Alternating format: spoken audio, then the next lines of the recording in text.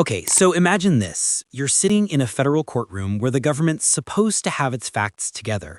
Documents aligned, timelines airtight, every claim verified 6 different ways before a single word goes before a judge. And yet, here we are, watching the Trump DOJ look like they just got caught turning in a homework assignment written on the car ride to school.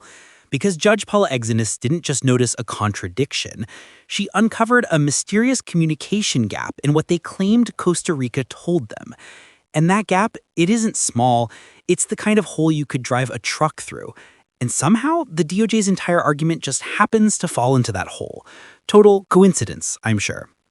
But wait, because this gets stranger. According to the DOJ, Costa Rica supposedly shut the door on accepting Abrego García. Clear, simple, end of story, right? Except Costa Rica themselves, an actual sovereign country with its own officials who can speak for themselves, publicly contradicted the DOJ. They said, yes, they did tell the US they would take him months ago. And they put it in writing. So someone is lying or someone is hiding something. And Judge Xinis smelled it instantly. And here's the part they absolutely did not expect. Once the judge started drilling into the communication chain, dates, emails, who said what and when, the DOJ's confidence evaporated in real time. Suddenly words like "we believe" and "we understand" and "it appears" started coming from the very senior government lawyers who were supposed to have ironclad certainty about their own story. Because nothing says credibility like multiple senior government lawyers reading from papers they apparently didn't review closely enough. Okay, hold on. You're not going to believe this next part.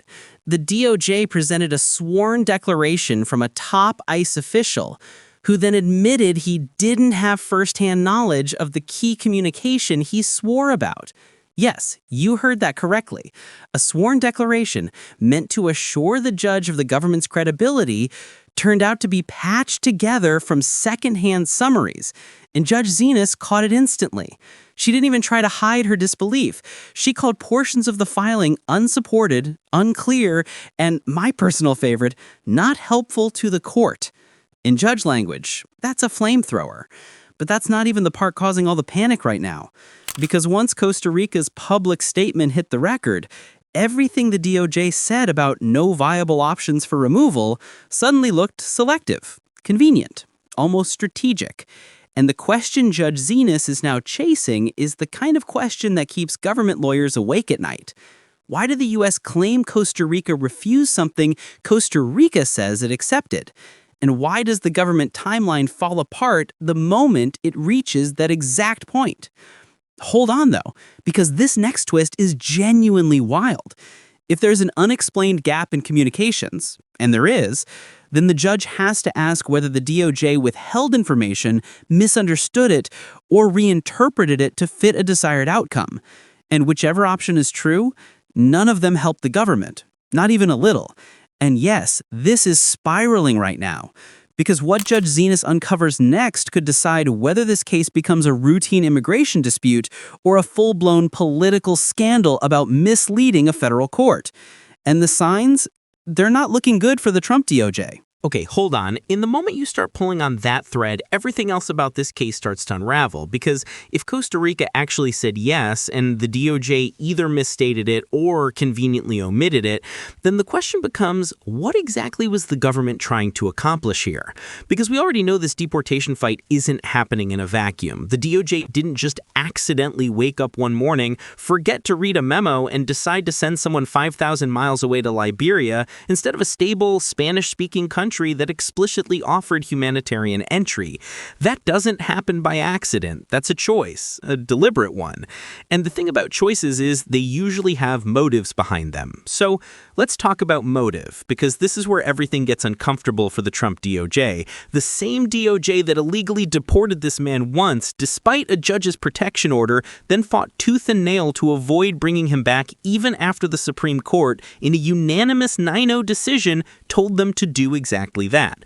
Think about the magnitude of that. 9 justices, not exactly a left-wing court, not exactly aligned politically, yet all 9 agreed the Trump administration acted unlawfully. That is extraordinarily rare, and clearly that loss left a mark because the moment he set foot back in the United States, they hit him with criminal charges from a state he doesn't even live in, charges he has pleaded not guilty to, and claims were retaliation for daring to win in court. And the timeline? Let's just say it doesn't help the government's case. And here's the twist nobody seems to want to address. Every time the government loses in court, a new problem suddenly appears for Abrego García. A new detention, a new removal attempt, a new country surprisingly deemed unsuitable, a new last-minute filing explaining why the previous explanation wasn't accurate. It's not subtle, it's not elegant, it's barely even disguised. And now the Costa Rica publicly contradicted them by saying, yes, we did agree. Judge Xinis is essentially putting the DOJ on notice. The court is no longer taking their explanations at face value. Okay, but here's the part they really didn't want to get to. If Judge Xinis determines the government knowingly provided inaccurate information, whether by omission, mischaracterization, or just not doing basic due diligence, we're now suddenly in the realm of something far more serious than a simple deportation dispute. Judges don't react lightly when they believe their courtroom has been misled. And in this case, she's already signaled that she's questioning the credibility of key statements. She asked who received the communications from Costa Rica, who responded, how the information was transmitted, whether the ICE witness had firsthand knowledge, whether the DOJ verified anything before writing it down. And when those answers turned into verbal fog, her reaction said everything. Because this is the part they don't want you to notice. When a judge starts asking for timestamps, exact dates, email chains, diplomatic notes, and confirmation memos, it means she's no longer evaluating the argument. She's evaluating the truthfulness of the people making the argument. And considering the DOJ's filings already have visible gaps, contradictions, and unsupported assumptions, this is the worst possible place they could be. The statement says Costa Rica was not available when X-Ray was originally deported, sent to Liberia, and that the DOJ considered the removal to Liberia to be available, feasible, and consistent with removal protocols. Here's the part that really matters. There's no public record showing Liberia requested him, accepted him, or even discussed him. Meanwhile, Costa Rica openly said, we are willing to accept him, and told the U.S. that. So the DOJ effectively ignored the country offering a humanitarian outlet and instead moved towards the country whose involvement remains totally unexplained. And now Judge Xinis is staring directly at that choice. Because the logic doesn't add up. Let's break this down. If you were genuinely trying to solve a deportation issue, the path would be simple. Send the individual to the country that voluntarily agreed to take them. That's it. End of story. But if your goal was to pressure him into a guilty plea, or punish him for winning in court, or move him somewhere so geopolitically distant his family couldn't visit, or make the case vanish from public scrutiny, then suddenly Liberia becomes a very interesting selection, because it solves all those problems at once. And here's the detail that should have set off alarms the moment it hit the record. The DOJ didn't just say Costa Rica wasn't available. They said they understood Costa Rica wasn't available. Understood. Not confirmed, not verified, not documented, not supported, just understood, which is government speak for we're repeating something someone might have said at some point, but we're not committing to the fact that it's actually true. And Judge Xinis, who has been on the bench long enough to recognize when she's being fed ambiguity, immediately locked onto that phrasing. And this is why the DOJ is rattled. Because when a judge is focused on language like that, it means she's not just reading your argument. She's evaluating your credibility. And credibility is everything in court. Once a judge believes your representations may not be trustworthy, your entire case collapses under its own weight. Every claim becomes suspect. Every timeline gets scrutinized. Every justification becomes an invitation for deeper questioning. And guess what she asked for next? The missing documentation. The exact communication Costa Rica says they sent. the correspondence that should exist but has not been produced. The message that the DOJ believed was a rejection, which Costa Rica says was an acceptance. Because what happens if she discovers the DOJ never actually received anything from Costa Rica rejecting the plan, but filed court documents implying they had? That is not a paperwork issue. That is not a simple misunderstanding. That is a crisis. A real one, a legal one, the kind judges write scathing orders about. And the political implications are enormous. Because this isn't some obscure bureaucratic mix-up buried in a case no one follows. This is a man who was illegally deported once, who the Supreme Court intervened to protect, who reported torture and starvation conditions in El Salvador's prisons. And the Trump DOJ didn't just deport him, they kept trying to deport him again, this time to countries that had nothing to do with his life or his case. So the idea that the DOJ may have been bending facts, intentionally or otherwise, is not something that can be brushed off. Not by a judge, not by the public, and definitely not in the current political climate where credibility is currency. And here's the thing almost no one is saying, but everyone in the courtroom is thinking. If Costa Rica's version of events holds, and the DOJ's version does not, then the government may have to explain whether this was incompetence or intent, because those are the only two possibilities. Either someone didn't check the files, didn't read the emails, didn't verify statements, or didn't communicate internally, or someone made a calculated decision to structure the narrative in a way that favored the government's desired outcome. And judges don't tolerate either scenario, but they especially don't tolerate the second one. This is why Judge Xinis is pushing so hard, why she's questioning timelines, why she's rejecting vague statements, why she's demanding clarity on who exactly spoke to whom and when. She's not just doing judicial housekeeping, she's testing the integrity of the government's representation. Because if the DOJ can't explain the gap in communication, the contradiction in the record, the missing documentation, and the discrepancy between their story and Costa Rica's, then suddenly every decision they made, from removal to prosecution to the Liberia push, comes under new scrutiny. And yes, that's why the DOJ looks rattled, because they know this isn't about Costa Rica anymore. It's about whether the government can survive the scrutiny now coming its way. And the truth is, they look unprepared, uncertain, and increasingly unable to defend the narrative they built. And the most revealing part of all this is how the DOJ reacts every time the judge asks a simple, direct question. Because instead of responding with clear timelines or documented facts, they pivot into phrases like, "our understanding was," "to the best of our knowledge," and "we believe the communication indicated," which in judge speak means they're hedging. And when government attorneys start hedging, it's usually for a reason. They're trying not to commit to a detail that might end up being disproven. And Judge Xinis can see that hesitation from a mile away. Think about the courtroom dynamic here. A federal judge is sitting there with two competing narratives, Costa Rica saying one thing, the DOJ saying another. One side offering direct, verifiable statements, the other side offering interpretations. And yes, that matters, because judges don't operate on interpretations, they operate on evidence. And when the DOJ evidence consists of vague recollections, non-specific summaries, and a sworn declaration built on second-hand information, she's not going to accept "this is what we thought we heard" as a substitute for "this is what happened." Because what happens next is the judge starts peeling back layers, and every layer she pulls reveals another gap, another unclear explanation, another assumption disguised as a fact. And at some point, she's not evaluating the merits anymore. She's evaluating credibility. And credibility, especially when you're representing the federal government, is everything. You can lose a legal argument and still recover, but if a judge believes you've misled her, that's a scar that doesn't fade.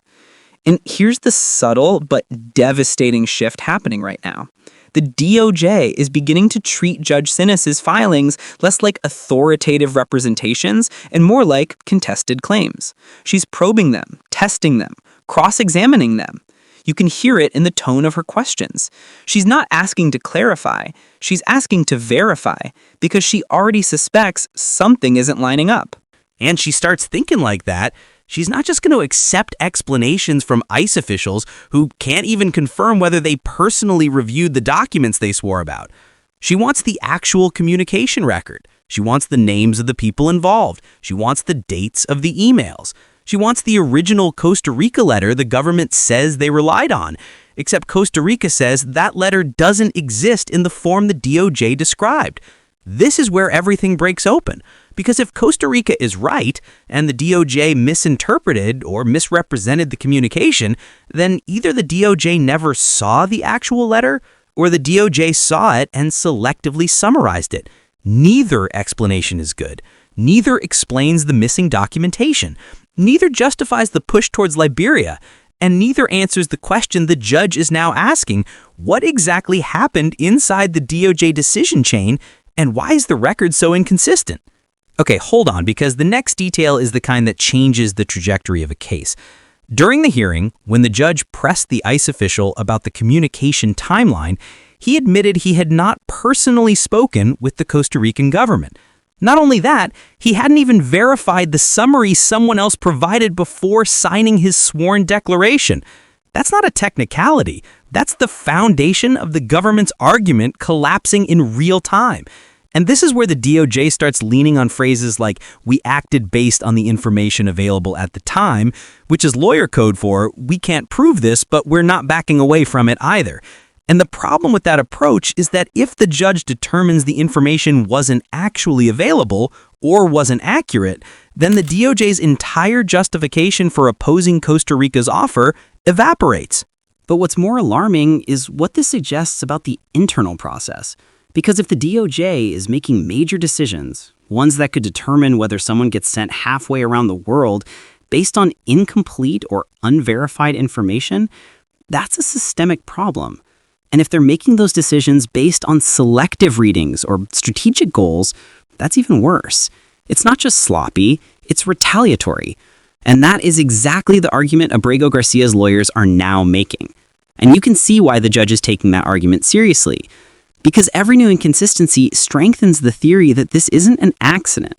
It's a pattern of resisting Costa Rica, a pattern of pushing third country removals, a pattern of avoiding any option that would allow him to reunite with his family, a pattern of actions that just so happen to coincide with the moments the government faced setbacks in court. And here's the moment when everything flips. After Costa Rica publicly contradicted the DOJ's claim, their lawyers filed a motion highlighting the contradiction. They laid out the exact quotes from Costa Rican officials, they showed how those statements directly undermine the DOJ's version of events, and they essentially told the court, look for yourself. They're not telling the full story. And Judge Xinis did look, and now she wants answers. But that's not even the strange part. The strange part is what the DOJ didn't do. They didn't produce any communication that conflicts with Costa Rica's statement. They didn't offer diplomatic notes. They didn't offer email chains. They didn't provide the name of a single Costa Rican official who supposedly said no. Nothing. Just interpretations. Just assumptions. Just vague references to internal discussions. And here's the part that really matters. The DOJ starts to get visibly uncomfortable because the judge is not going to accept interpretations without evidence, especially when the other country involved is on the record saying the opposite. And once that contradiction hits the court, the DOJ's choices begin to narrow. Either admit they misinterpreted the communication or produce documentation proving Costa Rica is wrong. And since they haven't produced anything, that leaves only one explanation. They don't have it. Now, consider the political implications. A U.S. ally publicly contradicts the DOJ. A federal judge questions the DOJ's truthfulness. A sworn declaration from a top ICE official is exposed as lacking first-hand knowledge. And the DOJ's preferred deportation destination, Liberia, appears arbitrary and unexplained. This isn't a legal hiccup. This is a credibility crisis. And here's the part that's even more damning.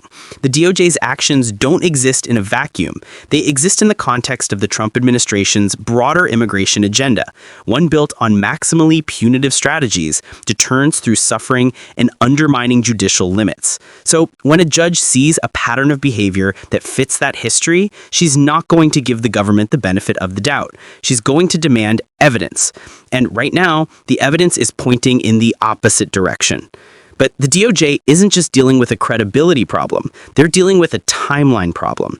Because now that the judge is focusing on the missing communications, she's going to want every internal correspondence, every email, every memo, every Slack message, every diplomatic note.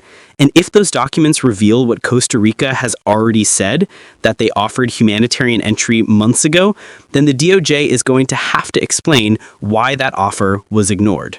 And there is no version of that explanation that helps them. If they say it was a mistake, they look incompetent. If they say it was intentional, they look retaliatory. And neither one of those outcomes is survivable in a courtroom. And let's not forget what this means for Abrego García. If Costa Rica agreed to accept him and told the US that, and the DOJ still moved to send him to Liberia, then the court has to ask whether the government was trying to isolate him, whether they were trying to punish him for challenging his illegal deportation, whether they were trying to make it harder for him to reunite with his family. And the more Judge Xinis digs, the more the timeline looks less like a chain of bureaucratic misunderstandings and more like a coordinated effort. But honestly, even that isn't the most shocking part. The most shocking part is how close the DOJ came to getting away with it. If Costa Rica hadn't gone public, if they had just accepted the US version quietly, none of this would have come to light. The DOJ's narrative would have stood. The judge would have relied on it, and a man who was already illegally deported once would have been sent thousands of miles away to a country he has never lived in based on incomplete or inaccurate information. This is why the DOJ looks rattled, because they built a narrative that depended on not being challenged, and now they're being challenged from every angle, by a judge, by another nation, by court filings, and by their own inconsistencies. And they're running out of space to maneuver. And the thing that really seals the gravity of this moment is how quickly the narrative flipped once the judge realized the timeline and communications didn't add up. Because when the government's story starts unraveling in the presence of a federal judge, they don't get to rely on political talking points or vague assertions anymore. They're forced into a corner where every word must be backed by evidence. And right now, the DOJ is standing in that corner with nothing solid to hold on to. Here's what makes this even more damning. The DOJ had every opportunity to present a clean, consistent explanation. They could have produced a diplomatic cable. They could have provided an email chain. They could have shown a transcript of a phone call. They could have named a Costa Rican official who supposedly declined the transfer. Any of that would have gone a long way in supporting their claims. Instead, they gave the judge summaries, interpretations, descriptions of what someone assumed someone else meant. And those aren't facts. Those are excuses. And judges don't rule based on excuses. They rule based on documentation. And the DOJ's documentation is either missing, incomplete, or contradicted by the very country they claim refused cooperation. You can't get worse footing than that. It's like walking into a courtroom with a story written in pencil, while the opposite side walks in with a signed letter carved into stone. And Costa Rica's involvement changes everything, because this isn't just a domestic dispute anymore. This is an international contradiction. Another nation is essentially telling a U.S. court, your government is not telling the story accurately. That is a rare, uncomfortable, and politically explosive position for any administration to be in. It raises questions that go beyond this case. Questions about integrity, about diplomacy, about whether the DOJ's actions are consistent with the standards expected of the United States in matters of international coordination. And this is where the stakes escalate. Because if a judge finds that the DOJ misrepresented or mishandled foreign communications, that's not just a problem for this single hearing. That's a problem for every future case involving third country negotiations. It undermines the government's standing. It raises questions about past decisions. It forces the courts to look more skeptically at future filings. And it gives defense attorneys everywhere a blueprint for challenging government claims. Ask for the documentation. Ask for the actual communication. Ask for confirmation from the foreign government. And after what happened here, judges will be more likely to agree. But here's the twist that's going to haunt the DOJ long after this case ends. The judge isn't just questioning the communication gap. She's questioning the motive behind the entire thing.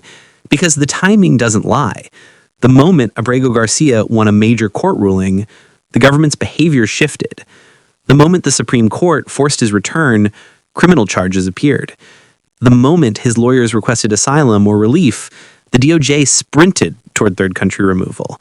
And the moment he refused to take a plea deal, Liberia suddenly became the plan. And you can see Judge Xinis processing that pattern. You can see why she's skeptical. Because when the government's decisions consistently disadvantage the same person at the exact moments he challenges them, the judge is obligated to ask whether this is coincidence or retaliation. And retaliation by a government agency isn't just frowned upon, it's unconstitutional. It's a violation of due process. And it's the kind of finding that forces internal investigations, public scrutiny, and possibly even sanctions. And this is exactly why the DOJ is rattled. Because if the judge decides this isn't incompetence but intent, the consequences could spiral.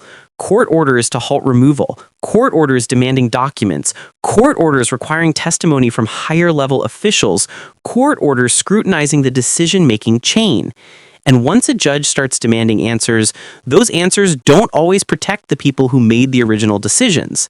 Sometimes they expose them. And yes, this is exactly why the DOJ is fighting so hard to maintain control of the narrative. Because once the judge realizes the communication gap isn't a gap, it's a void, the entire story collapses. And when a government story collapses, the judge doesn't just rule against them. She remembers. She questions future filings. She recalibrates her expectations. She becomes more aggressive in demanding proof. And every future claim becomes harder to defend. And now, the DOJ finds itself in a position where every next move is dangerous. If they produce documents, they risk confirming Costa Rica's version of events. If they don't produce documents, they look like they're hiding something. If they admit they misunderstood the communication, they look careless. If they insist their interpretation was correct, they look dishonest. There is no safe path forward. And that's why this matters, because what Judge Xinis is uncovering is not just a clerical error, not just a diplomatic misunderstanding, not just a miscommunication. She's uncovering a structural flaw in the government's case, a flaw that suggests something deeper, more intentional, and far more troubling than anyone expected. And now that she's focused on it, there's no going back.